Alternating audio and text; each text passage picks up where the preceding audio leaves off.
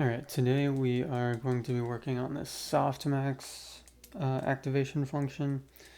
Of course, softmax is what we use for classification. It's also used in self-attention, hopefully not for long, but yeah. So I already started it up, made the class for the softmax. Constructor takes number of samples, number of classes, the forward and backward functions. And then one thing we will need here, which I might have to include an extra thing up top. We need to include the vector. Go back down because we need to have a vector of matrices, and we call that the Jacobians.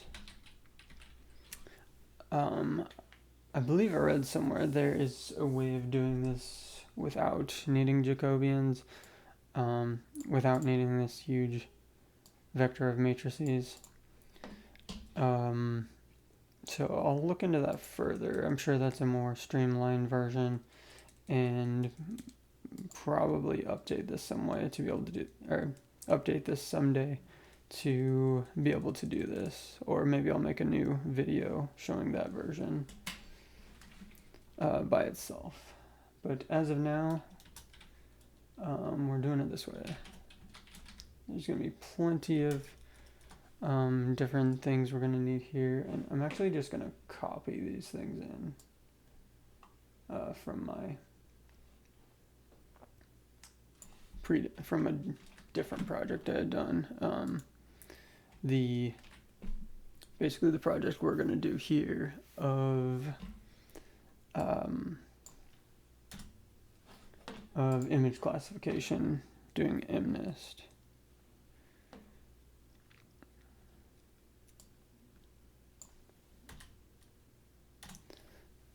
And so we'll just go through these things. Yes, we'll need Jacobians. Honestly, some of these things I don't even remember what they are, so we'll just go through the code and I'll have to relearn what they're used for.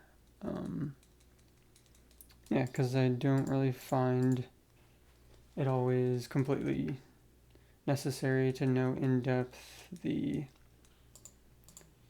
functions. There may be, for some people it probably is necessary to really understand it in depth to know,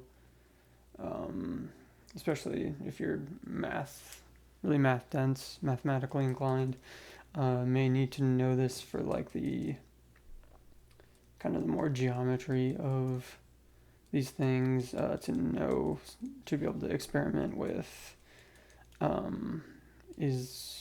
could this activation function be useful here in a certain way?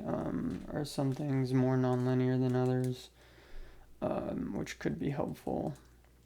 Or can you get rid of this function in certain parts? For example, there's a paper that I really like that actually replaces the softmax function in self-attention, which I think is awesome because I'm not a huge fan of softmax. Softmax really slows things down in self-attention. So yeah, I think it's pretty cool that, I guess the jury's still out. They don't know it hasn't been tested super well in everything, but it's promising. Oh, but yeah, so just copy these things in. We'll need these in the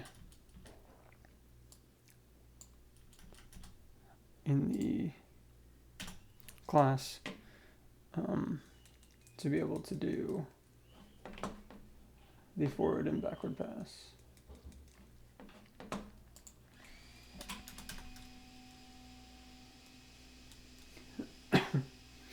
I'm also going to go ahead and copy the constructor.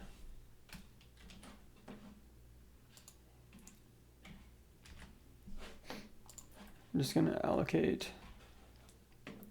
a lot of the stuff. Derivative of the inputs, of course.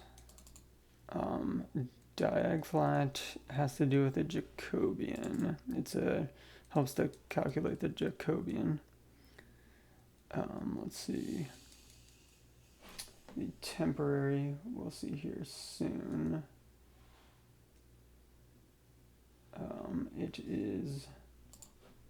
It'll be in the, actually,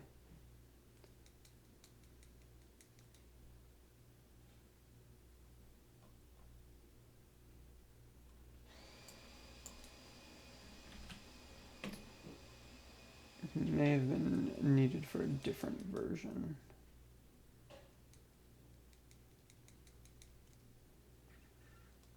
Okay, sorry.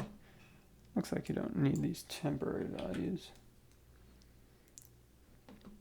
I'm also currently working on doing this in self-attention in C++. Or that's one of the projects I have going. I'm in the middle of. Okay, so we'll go ahead and don't need these temp values for now.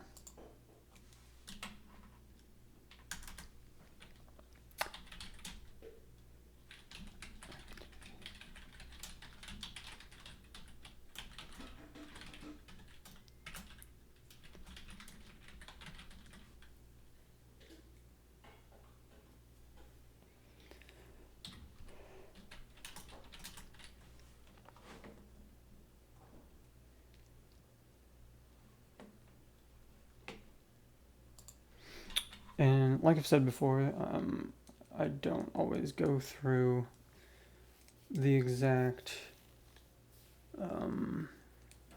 reasoning for every little bit of this. There are good resources for understanding these functions better. So yeah.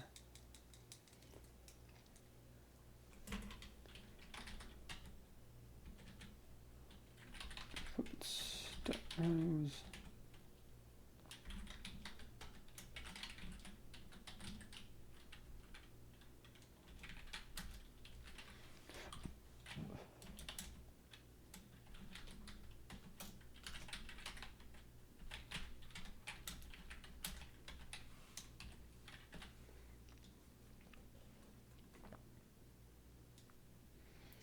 But obviously this one's finding the max, so we can subtract out the max as part of the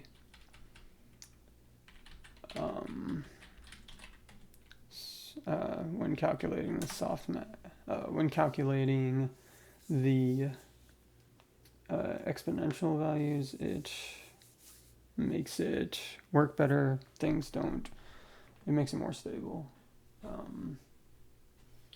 So for each row, we start with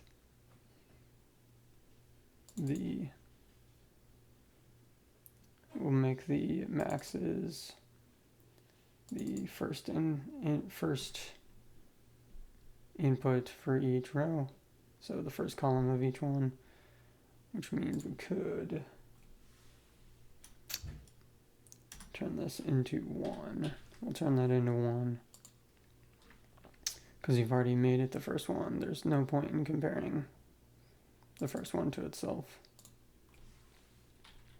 And then just do if meta inputs, comma I, comma j is greater than the max. Maxes, comma I, comma 0. Then we're going to make that max comma I, comma 0. Because it's only number of samples. So this is the rows, is the number of samples by 1. You just leave it. It's just rows by 1. So make that equal to the inputs. The largest input as you go through.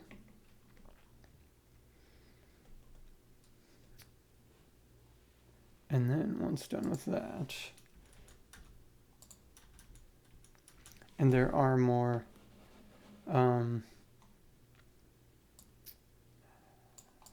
there's more efficient ways to do this than the way I'm doing it here. I'm gonna wait till CUDA videos before I start going into the more efficient ways.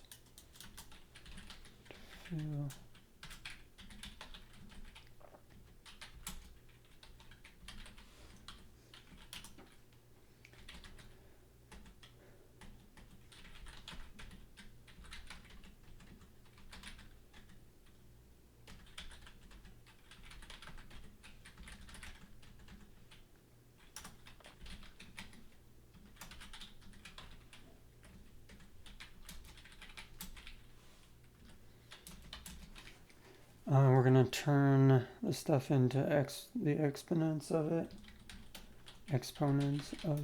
of the values. And add inputs j, and then we got the maxes earlier up here, just so we can kind of normalize this.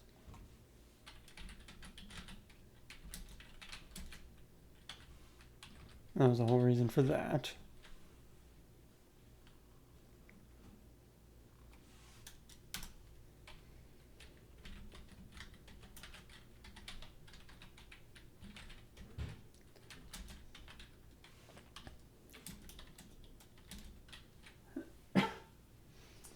And then exponential sum will add up those exponential values.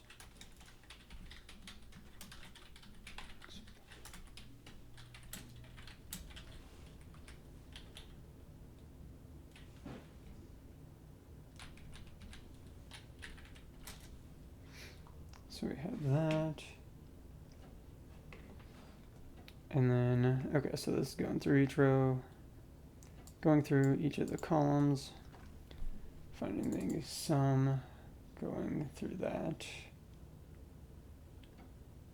And then we'll just, to make things a little more efficient,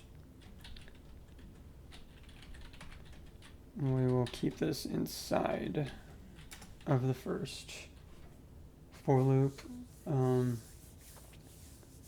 And the outputs will be the exponential values divided by the exponential sum.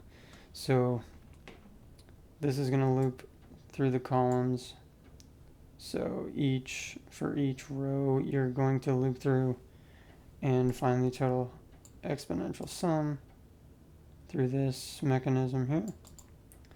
And then once you go through this loop, you'll have that ith sum, so you can use it here. And then you'll have to go through here and do the next, basically the I plus 1 again on the sum, and then you can use that I plus 1 again down here. Yeah, so that ij equals x values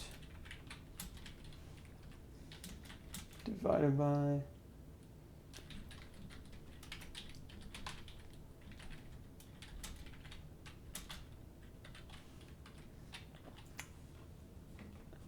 and that is the forward pass of the softmax.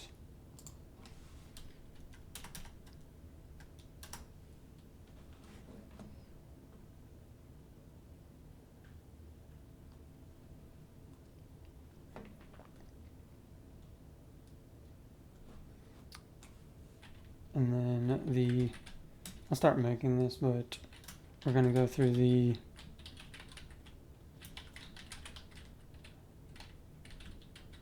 backward pass in the next video.